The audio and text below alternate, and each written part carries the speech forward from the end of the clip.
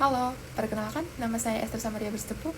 Saya akan menjelaskan tentang karya seni dalam teknologi, yaitu temanya moral dan kasih. Yuk, mari tonton video ini sampai habis. Kita bisa matahari terbit setiap pagi, sinarnya menyinari tanpa pilih. Nah, di sini saya akan menjelaskan tentang moral dan kasih. Yang pertama yaitu moral. Moral yaitu pengorbanan, pengampunan, balas kasihan, dan kesetiaan. Yang kedua yaitu kasih. Kasih Tuhan sebagai cahaya yang menerangi kegelapan, tangan yang menolong, pelukan yang hangat, atau air yang menyegarkan. Jangan hanya menggambarkan tindakan, tapi juga perasaan kasih yang diberikan. Yuk, mari kita lanjut penyampaian dalam moral dan kasih. Adegan yang pertama nih, saya kutip dari seorang Maria. Sedikit saya akan menjelaskan tentang Maria. Mulai dengan visual jalan yang gelap dan sepi, seorang yang terluka, kesakitan, terletak di pinggir jalan. Musik latar yang sedih dan melankolis ini menggambarkan keadaan manusia yang rapuh dan membutuhkan pertolongan.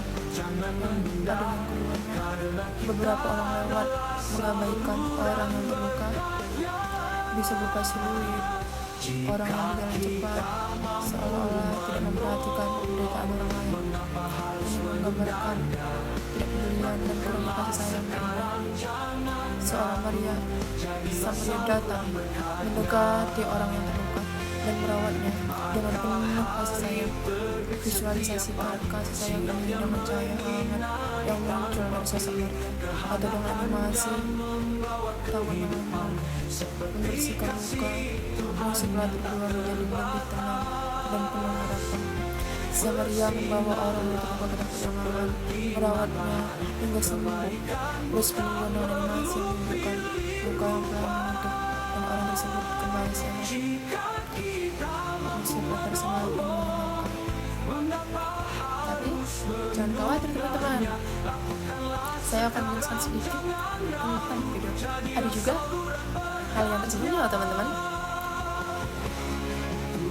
Adegan terakhir apa sih? Saya akan menjelaskan tentang adegan terakhir. Kasih Tuhan seperti Samaria yang baik hati selalu ada untuk kita dan selalu melihat kita. Tuhan tidak pernah meninggalkan kita sedikit pun. Dia tetap menjaga kita walaupun kita sering berbuat salah. Tapi percayalah Tuhan itu selalu ada untuk kita, untuk pertolongannya. Mungkin saat ini teman-teman atau keluarga atau semuanya yang belum, yang kita doakan ataupun dalam butuh pertolongan dari Tuhan, mungkin kata Tuhan belum saatnya, ada saatnya akan melepaskan kepadamu. Begitu juga kita tidak boleh tingkat bosan atau kasih, tidak boleh, kita tetap menolong Tuhan apapun ceritanya. Kita kuat sampai saat ini, Tuhanlah yang menyertai kita. Apabila saudaramu berbuat dosa, tegurlah dia di bawah 4 mata. Jika ia mendengarkan nasihatmu, engkau telah mendapatnya kembali. Jika ia tidak mendengarkan engkau, bawalah seorang atau 2 orang lagi, supaya atas keterangan 2 atau 3 orang saksi, perkara itu tidak disangsikan. Jika ia tidak mau mendengarkan mereka, sampaikanlah soalnya kepada jemaat.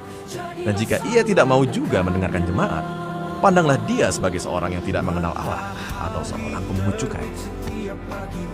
Aku berkata kepadamu, sesungguhnya apa yang kamu ikat di dunia ini akan terikat di surga, dan apa yang kamu lepaskan di dunia ini akan terlepas di surga. Dan lagi aku berkata kepadamu, jika 2 orang daripadamu di dunia ini sepakat meminta apapun juga, permintaan mereka itu akan dikabulkan oleh Bapakku yang di surga. Sebab di mana 2 atau 3 orang berkumpul dalam namaku, di situ aku ada di tengah-tengah mereka. Jadi kita akan menjelaskan tentang ayat Alkitab. Yuk, mari kembali lagi dengan saya. Oke, saya akan menjelaskan. Mari teman-teman, siapa nih yang gak pernah lagi mengulang Alkitab? Jangan ya teman-teman, jangan. walaupun teknologi sudah canggih, sesekali kita bisa menggunakan hak kita. Oke teman-teman, jangan lupa. Mari kita buka ayat yang pertama, Matius 22 ayat 37 sampai 40. Mari ya teman-teman, kita buka Matius 22 sampai 40.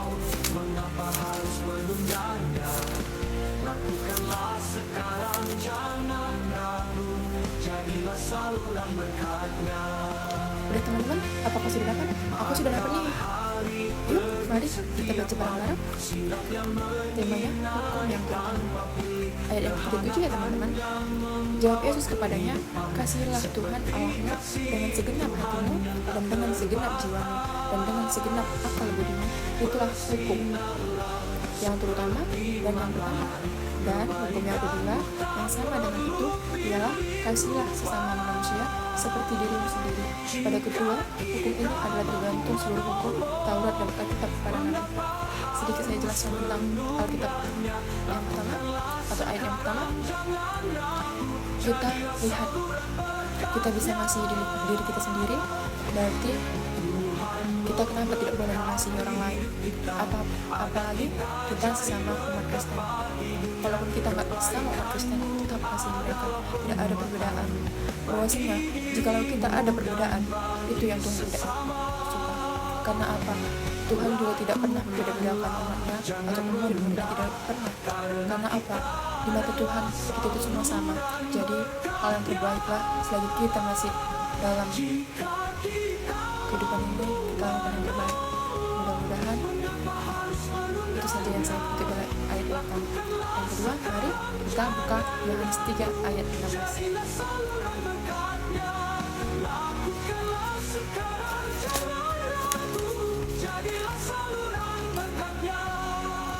Sudah dapat teman-teman? Saya sudah dapat nih. Ya, kita buka Yohanes 3 ayat 16. Saya bacakan, karena begitu besar kasih Allah akan dunia ini, sehingga ia telah mengaruniakan anaknya yang tunggal, supaya setiap orang yang percaya kepadanya tidak binasa, melainkan beroleh hidup yang kekal. Alkitab sendiri loh teman-teman yang bilang, Tuhan sendiri loh yang menulis bahwasannya kita harus hidup yang kekal agar beroleh yang kekal. Dari Alkitab ini atau ayat ini kita bisa meresapi ayat ini tersebut ya teman-teman. Yang ketiga yaitu 1 Korintus 13. 1 Korintus 13.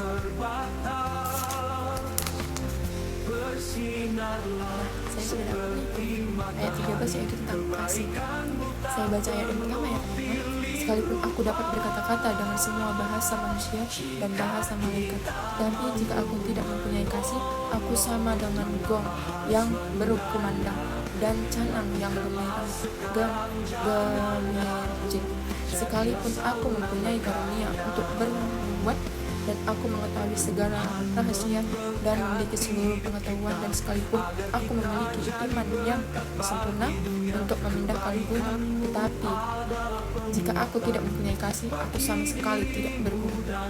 Dan sekalipun aku membagi-bagikan segala sesuatu yang ada padaku, bahkan menyerahkan tubuhku untuk dibakar, tetapi jika aku tidak mempunyai kasih, sedikit pun tidak ada faedahnya bagiku. Kasih itu sabar, kasih itu murah hati, ia tidak cemburu, ia tidak memegahkan diri dan tidak sombong, ia tidak melakukan yang tidak sopan dan tidak mencari keuntungan diri sendiri, ia tidak pemarah dan tidak menyimpan kesalahan orang lain, ia tidak bersukacita karena ketidakadilan, tetapi ia bersukacita karena kebenaran. Sekian dari ayat Alkitab ini tentang kasih. Kita sudah baca tentang kasih teman-teman. Apa sih pendapat kamu tentang kasih itu? Nah, menurut saya sendiri, kasih itu kasih sukacita, kedamaian. Itu berawal dari kasih teman-teman. Bahwasannya kita sudah ada dalam hal tersebut atau gimana? Mudah-mudahan sudah ada ya. Anak Tuhan tidak mungkin tidak ada. Sekian dari video saya.